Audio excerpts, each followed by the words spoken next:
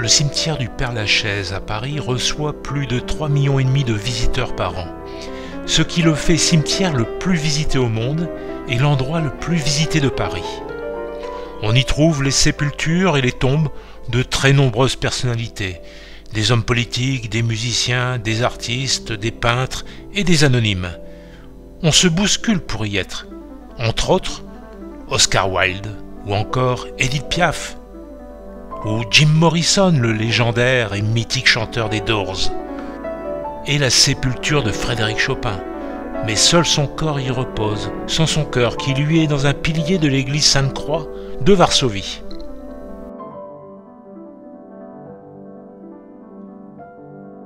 En 1804, le Père-Lachaise ne compte que 13 tombes, et il faut insuffler l'idée à la bourgeoisie parisienne de venir y séjourner définitivement.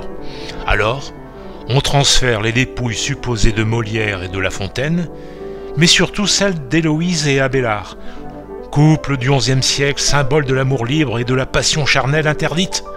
Leur tombe deviendra un véritable lieu de pèlerinage. Un nombre d'historiens qui a contribué à sa notoriété, tous y sont inhumés, à l'exception bien sûr de Napoléon qui en avait pourtant émis le souhait. On s'inspire des parcs à l'anglaise, l'escarpement favorisant la sinuosité des allées et le jeu des escaliers. On le baptise à l'origine le secteur romantique. C'est le plus ancien du cimetière. Aménagé à flanc de colline, il comprend les tombes les plus anciennes. En 1830, on décompte 33 000 tombes. Et d'agrandissement en agrandissement, le Père-Lachaise s'étend sur près de 44 hectares. Il compte aujourd'hui plus de 75 000 tombes, avec plus de 4 000 arbres. L'opération est un énorme succès populaire.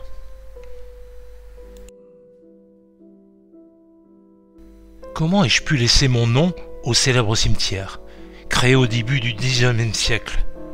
Ce cimetière est construit un siècle après ma mort, en 1709. Je me présente, je m'appelle François d'Aix de Lachaise. Je suis né en 1624 à Saint-Martin-la-Sauveté. J'entre dans la compagnie de Jésus et je deviens très jeune, à 21 ans, le confesseur du jeune roi Louis XIV. C'est la plus belle chose qui m'arrive. Imaginez-vous la situation qu'on m'offre. Je vais côtoyer les plus grands et influencer les décisions prises à la cour. Je suis un influenceur avant la lettre.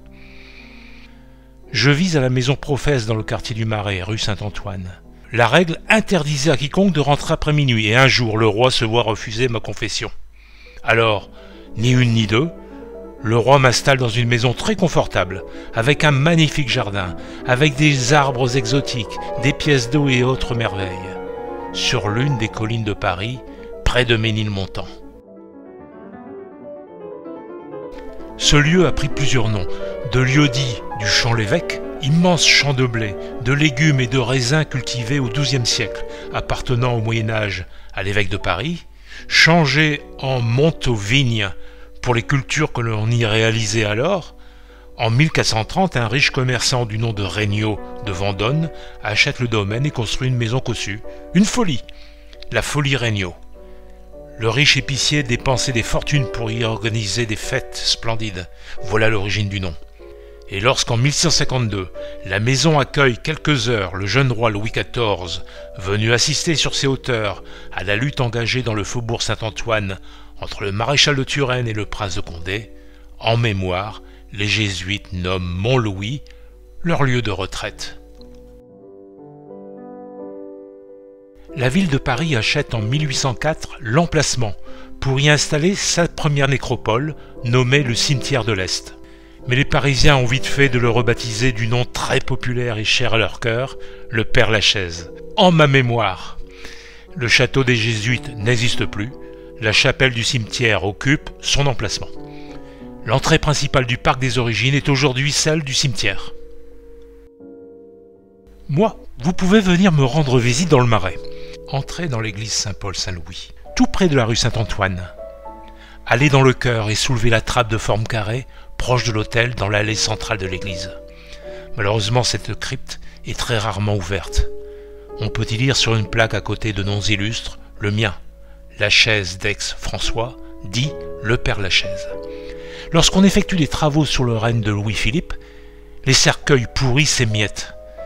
Entre 1880 et 1905, on regroupe dans un caveau les squelettes en plusieurs couches superposées, les pieds contre le mur, et on fixe à une paroi, autant que possible par ordre chronologique, les 177 plaques de plomb.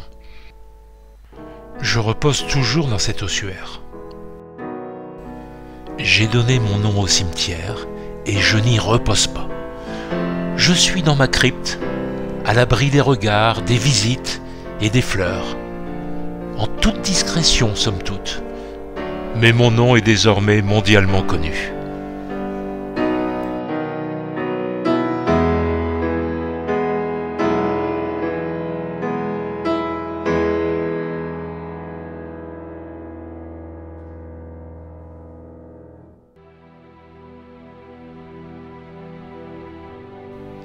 Je vous remercie de votre écoute et n'hésitez pas à vous abonner à notre chaîne YouTube pour suivre nos prochains épisodes et nos nouvelles aventures.